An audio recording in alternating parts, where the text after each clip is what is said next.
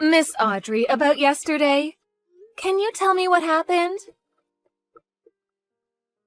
What are you talking about? What do you mean, what am I talking about? Of course, I'm talking about the car. Oh, the car! Oh, I wanted to borrow it next Monday too. Is that all right? Of course that's not all right. What are you talking about? My husband also said don't ever let her have the car again. How did you manage to make it into that condition? Was it really that bad, though? I feel like you're being a little too sensitive. That's not the problem here. The rear seats were all covered in mud. It looks like you scratched it too. How could you try to return it in that condition? Huh? Of course I did. I have to return what I borrowed. That's common sense. I'm going to return it, obviously. Hang on. Let me explain what common sense is. You return whatever you were borrowing in the original condition it was in. I'm going to have you pay for all of the repair and cleaning bills. No, you can't do that. I'm just a stay-at-home wife. Besides, I have kids. Just because the interior of the car is a little dirty doesn't mean that much, does it? It was just a little dirty, though. You just said you were going on a picnic, but where did you go hiking? The deep woods? There were literally bits of pine all over the car, inside and out. How do you explain all of that? Oh, well, we did go to a place with a lot of nature. And it kind of makes sense why that would happen. But I really can't pay this time, just so you know. I'm not like you, Elsa. I'm just a stay-at-home wife.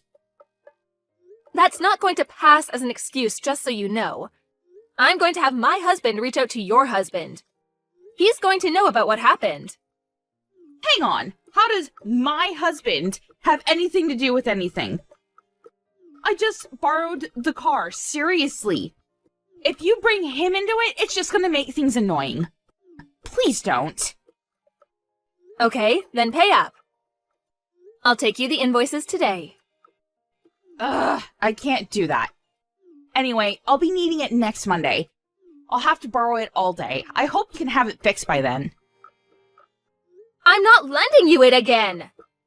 You're seriously not going to pay us, huh? Nope, I'm not going to. It's not like I don't want to pay you. I literally can't pay you. Can't be helped, right? Ugh, and you're starting to get on my nerves. Old lady. Old lady? I'm literally only a year older than you. You definitely look at least 10 years older than I do. And don't you dare look down on me. I don't really care about stuff like that anymore. So let me get this straight. You completely trashed our car to the point where it needed repairs, but you have no intention of paying. Is that correct? Look at you being all bossy. Yeah, that's a pretty good summary. When you lent it to me, it was basically your fault anyway. You're lending it to me. You should have predicted that kind of situation would come up. You never know what's going to happen. No one ever knows what's going to happen. I told you beforehand, didn't I? I said I didn't want to loan you my car. But if you needed to use it because you had to get a car, then you had to make sure you'd return it in its original condition. What? I don't remember you ever saying such a thing. Did I really say that? Stop messing around with me. If that's the attitude you want to have, we also have our own options that we can pursue. What? You're scaring me. What are your options? You said you were going on a picnic. You went with your friends, right? Yeah, sure. What does that have to do with anything? Why didn't you use your own car? Or maybe one of your friends' cars? Our car is tiny. It's not really designed for picnics. So I figured that your car was perfect for the occasion. Really? Does your husband know about this? About what? That I borrowed the car? Of course he knows about it. I told him after the fact, but I did make sure to tell him. No, not about that. Huh? About who you went picnicking with. The fact that it was a man. How do you know? Did I say that it was a man? Is that person your friend or something, Audrey? That person who? Did you see us somewhere? I did see you two. I'm pretty sure that it was your neighbor's husband too, right? You saw our faces too? You're wrong, though. It was just someone that kind of looks like him. I thought they kind of looked similar too. I know for a fact that he's not a stranger. There's no way I would make that kind of mistake. I've seen that same man wearing the exact same clothes before. You're checking his clothes too? You're really detailed, huh? Yeah, you're right. But it's not like we went on a picnic together. I just saw him along the way, so I figured I'd give him a ride. I met my friends after I dropped him off. There's no problems there, right? Where did you even see us, though? Other friends? I didn't notice you being with any other friends. I said they came later on. That's why when you saw me with the neighbor's husband, then later on, my friend showed up. Yeah, that's not possible. Huh? Why not? It's literally impossible. That man was the only person that rode in the car. What are you saying? That car has a drive recorder. Huh? That thing isn't a fake? No, of course it's not a fake. I don't normally look over the footage, but the car was in such bad condition when it was returned, I had to look over the content. It caught all your audio, too. You're lying. What are you talking about? I know why you did that. How you were able to make that car that dirty. I know exactly what happened. If you did that while you drove, it would scrape the car against the guardrail, too. Miss Elsa, I'm so sorry. Please delete the footage for me. There really is no picnicking at all. You really went to the mountainside. To do what, exactly?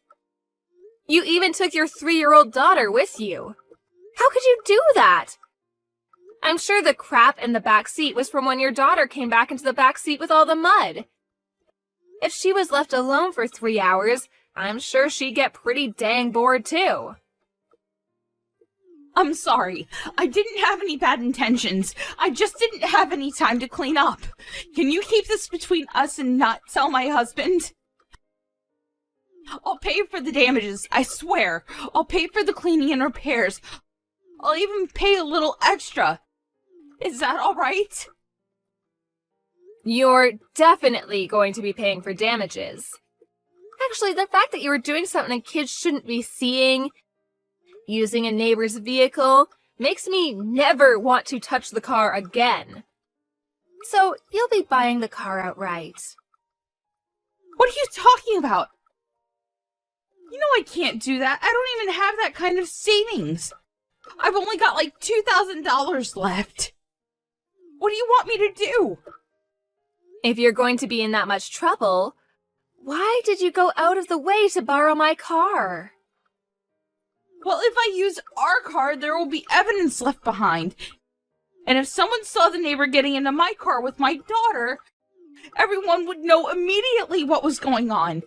I figured if it was your car, it would be difficult for people to catch on. You're being super calculated about that kind of thing. Your stuff is all premeditated.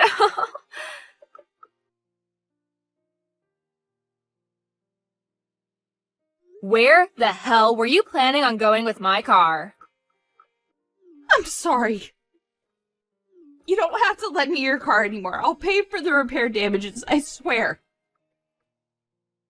It's too late for that. What do you mean it's too late?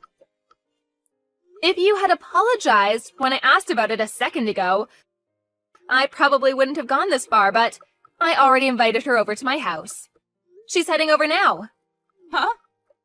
His wife? Why? You should know the answer to that question. Your partner that you're having an affair with is one of my friend's husband. I didn't know you two got along that well at all.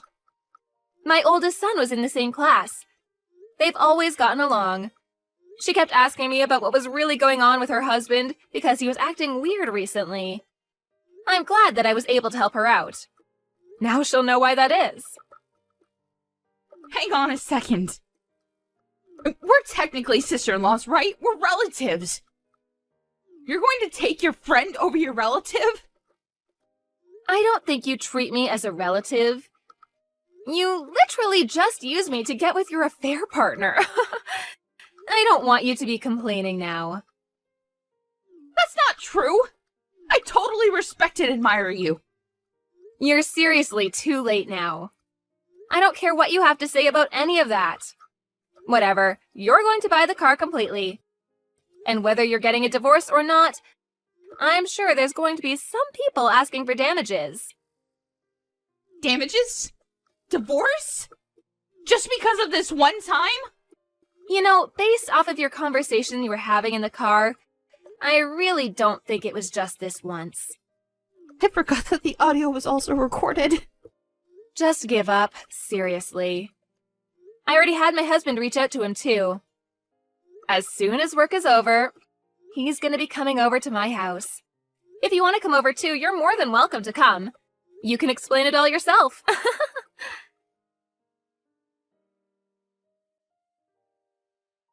Everyone ended up coming over to Elsa's house, and all started talking about what happened and what to do. The cheater's wife seemed to have known that something was going on, but Audrey's husband seemed to have not known about any of this at all. So he was pretty shocked about the whole thing. They're all talking about divorce right now, but it seems like the damages is going to be a very expensive price. The wife of the cheater only sued for damages, but no matter which way you look at it, Audrey will not be able to pay for it. Audrey ended up buying Elsa's car outright. And Elsa ended up happy with a brand new car.